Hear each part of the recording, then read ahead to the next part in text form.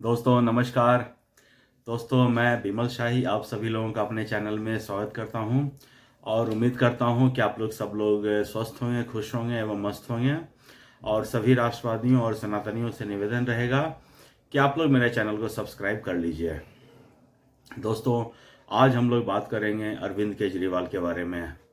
जी हाँ दोस्तों, अरविंद केजरीवाल जब से जमानत पर जेल से बाहर निकला है तब से वो प्रतिदिन कुछ न कुछ इवेंट मैनेजमेंट या ड्रामा या नौटंकी उसका जारी है, ताकि वो मीडिया में रह सके, वो न्यूज़ में रह सके। और वो इस चीज़ को अच्छी तरह से जानता है कि न्यूज़ में कैसे बना रहना है, मीडिया में कैसे बना रहना है, चर्चा में कैसे बना रहना है।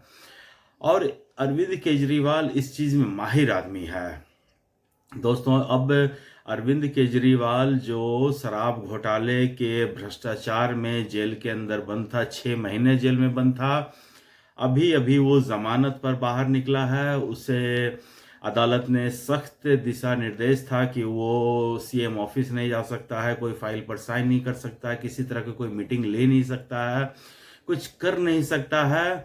तब वो थक हार कर वो सीएम पद से रिजाइन कर दिया और वो ढिंढोरा पीट रहा है कि हमने अंतरात्मा की आवाज़ सुनी है, केजरीवाल इस्तीफा जूते की नोक पर रखता है। अरे भ्रष्ट केजरीवाल, जब तुम इस्तीफा नोक पर रखते हो, जूते की नोक पर रखते हो, तो जिस समय जब गिरफ्तार हुए थे तभी तुमको दे देना चाहिए था। सोचो, लालू यादव इस पूरे भारत का सबसे भ्रष्टाचारी मंत्री था, उन्होंने भी तुमसे ज़्यादा नैतिकता दिखाई। हेमंत सोरेन अभी रिसेंट मामले में जब वो अरेस्ट हुए थे तो गिरफ्तार होने से पहले उन्होंने इस्तीफा दिया था। उन लोगों की नैतिकता थी, तुम्हारी तो नैतिकता ही मर चुकी है।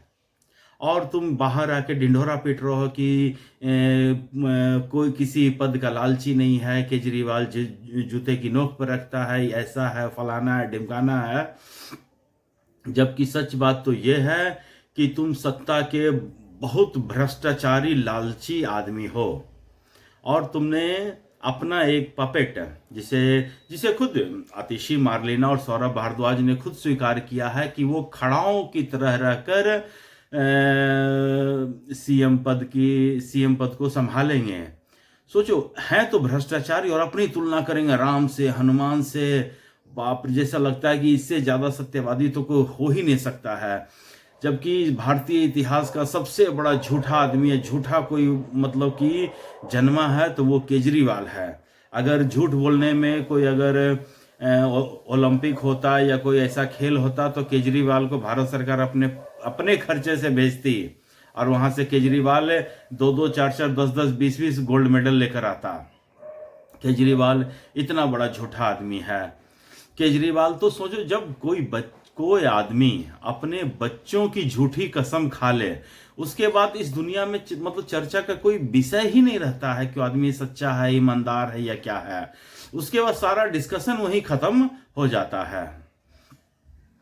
तो दोस्तों आज केजरीवाल दिल्ली की सीएम आतिशी बन गई है, उसके पैर छू लिए, सारा ड्रामा हो गया। तो आज केजरीवाल जनता के बीच में जनता की अदालत लगाया है जंतर मंतर पर। अपने 10, 20, 50 से अपने जो हैं घनघोर मूर्ख उन लोगों को बुला लिया है। वो लोग केजरीवाल के हाँ में हाँ मिलाएगा। केजरीवाल बोलेगा कि मुझे फंसाया गया है, इधर से वो लोग बोलेंगे जी हाँ आपको फंसाया गया है। केजरीवाल बोलेगा कि हमको सुप्रीम कोर्ट ने जमानत दे दी, ये लोग हाँ जमानत दे। जमानत बोलेगा भी नहीं, बोलेगा सुप्रीम कोर्ट ने बरी कर दिया है। कितने उसके स्टेटमेंट मैंने सुने हैं उसके, या आतिशी को मैंने सुना है केजरीवाल को बरी कर दिया गया है। जबकि दोस्तों सच्चाई ये है कि केजरीवाल को बरी नहीं किया गया है। केजरीवाल को सिर्फ जमानत दिया गया है, जो कि किसी भी अपराधी के लिए एक रेगुलर प्रोसेस है। कोई भी अपराधी मर्डरर होता है, रेपिस्ट होता है, आतंकवादी होता है, उन सबको जमानत मिलती है। सोचिए, जिसने पार्लियामेंट पे अटैक किया था उसको भी जमानत मिला था।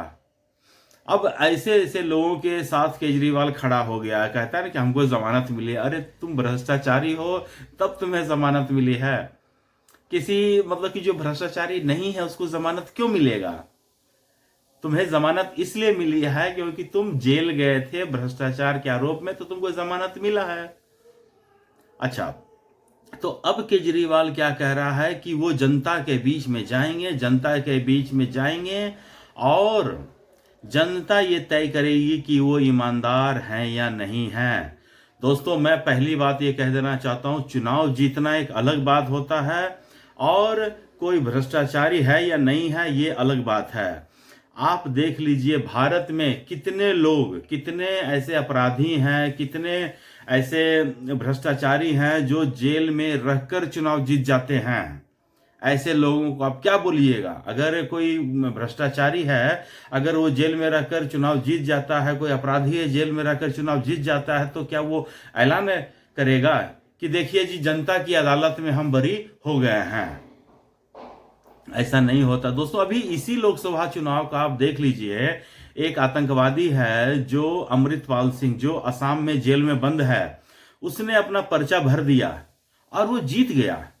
तब वो क्या कह सकता है कि जी जनता की अदालत, जनता ने हमें माफ कर दिया है, अब हम टेररिस्ट नहीं हैं?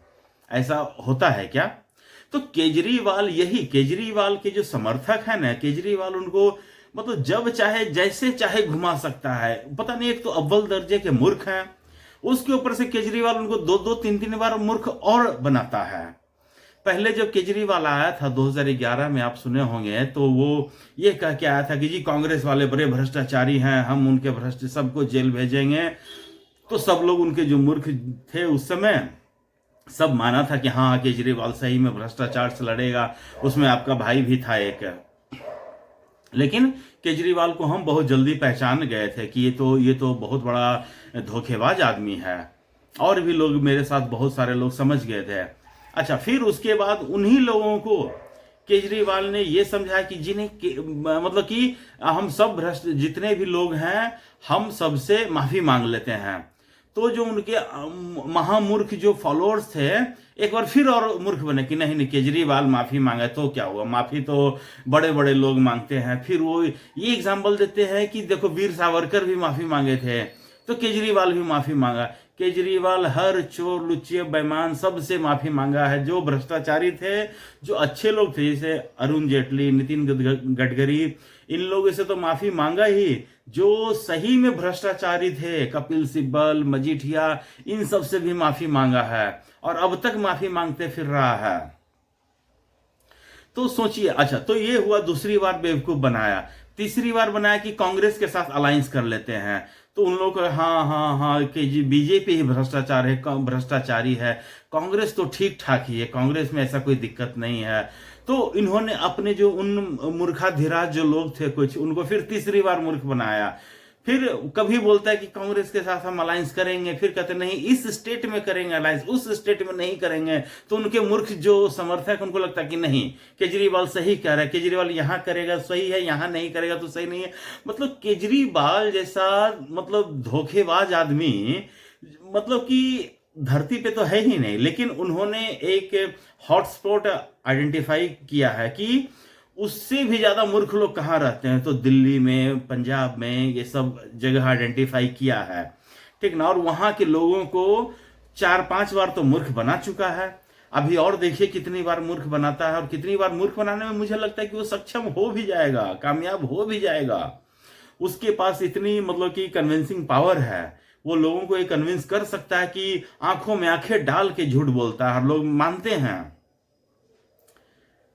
अभी देखिए जब से वो बाहर निकला है, वो ये लोगों को मन में ये डालने में सफल हो गया है कि जेल उसको बीजेपी ने भेजा है, लेकिन जमानत सुप्रीम कोर्ट ने दिया है। यहीं पर फंडामेंटली वो गलत है और अपने मूर्ख जो समर्थक हैं उनको समझाने में कामयाब हो गया है।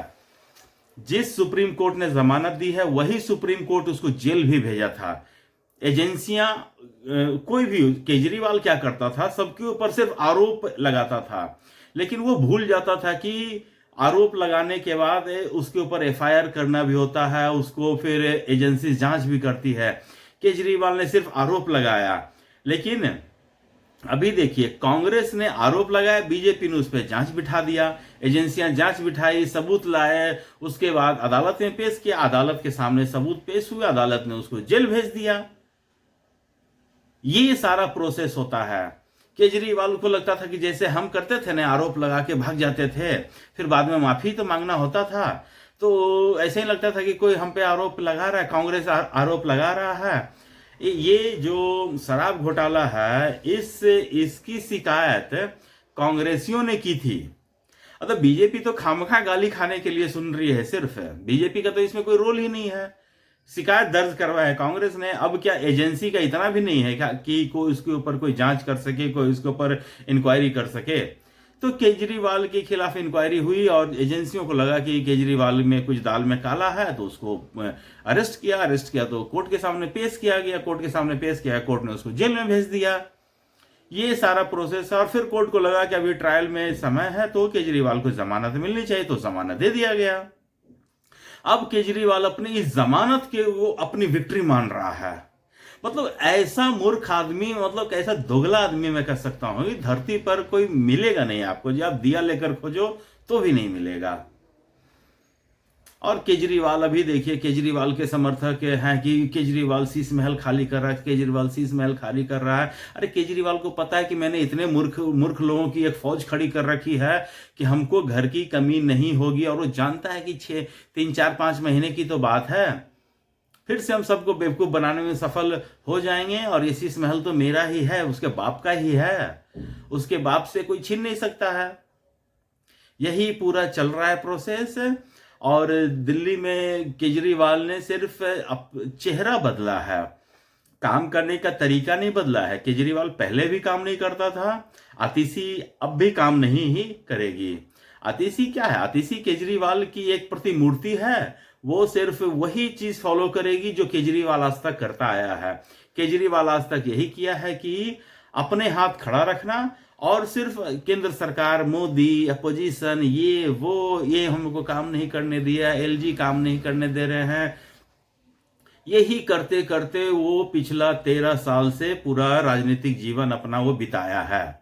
और आई एम श्योर कि आगे भी वो बिता देगा यही करते करते। अब तक केजरीवाल करते आया, 2-3 महीना देखिएगा। ये आतिशी का कल प्रेस कॉन्फ्रेंस में सुन रहा था कि बीजेपी ने ऐसा किया, बीजेपी ने ऐसा फंसाया, बीजेपी ने ऐसा कर दिया, बीजेपी ने ऐसा किया, एलजी ने ऐसा किया, एलजी ने वैसा नहीं किया।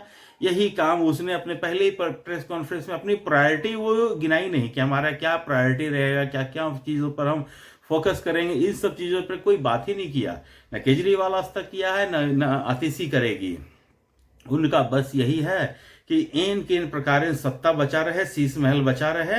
कभी अरविंद केजरीवाल उसमें जाएगा, कभी ये आएगा, कभी वो जाएगा, यही चलता रहेगा। और केजरीवाल ये मत सोचो कि जनता अगर चुनाव जीतकर तुम अगर अपने आप को ईमानदार कह रहे हो, तो ये तुम्हारी बहुत बड़ी गलतफहमी है। कोई भी आदमी, आज हमको लग रहा है कि दाऊद इब्राहिम भारत का सबसे बड़ा दुश्मन है। अगर वो आज भारत आ जाए और चुनाव लड़ ले, तो ऐसे बहुत सारे लोकसभा क्षेत्र है जहां से वो सिर्फ उसको खड़ा होने भर की देरी है, वो जीत जाएगा। अब जीत जाएगा तो ये क्या कह देगा कि जी हम भारत की जनता ने माफ किया है, अब वो दोषी नहीं है। ऐसा होता है क्या? तो केजरीवाल इसी लॉजिक के साथ आगे बढ़ रहे हैं। और उन्हें तो यही लग रहा है ना कि वो सुप्रीम कोर्ट के साथ मतलब कि खेल रहा है, वो सुप्रीम कोर्ट को बेवकूफ बना देगा। सोचिए 6 महीना जेल में रहा, 6 महीना में वो 6 बार lower court, high court, supreme court में उसने अपनी अपील दी है कि हमको जमानत मिल जाए, और सुप्रीम कोर्ट हर बार उसकी अपील सुनवाई किया है। जबकि आम आदमी के साथ ऐसा होता ही नहीं है। आम आदमी को एक बार अगर किसी कोर्ट से रिजेक्ट होता है तो वो 6 महीना तक तो वो कुछ अपील कर ही नहीं सकता है। केजरीवाल सोचिए, हर एक महीना एक अपील दाखिल किया है, तब जाके उसको 6 महीना में जमानत मिला है। अगर आम आदमी की तरह रहता है, उस अपने मतलब कि सारे प्रोसेस को फॉलो करता, तो केजरीवाल तो 10-20 साल तो जेल ही में सड़ता। तो यही कहानी है केजरीवाल की। अब देखिए, केजरीवाल जनता की अदालत में तो गया है, और अभी वो अन्य जगह भी चुनाव प्रचार करने जाएगा, और फिर वो दिल्ली के चुनाव में जाएगा। देखिए उसके ऊपर जो दाग लगे हैं वो धुलते हैं या नहीं धुलते हैं। दिल्ली की जनता के ऊपर एक बहुत बड़ा दारोमदार है इस बार।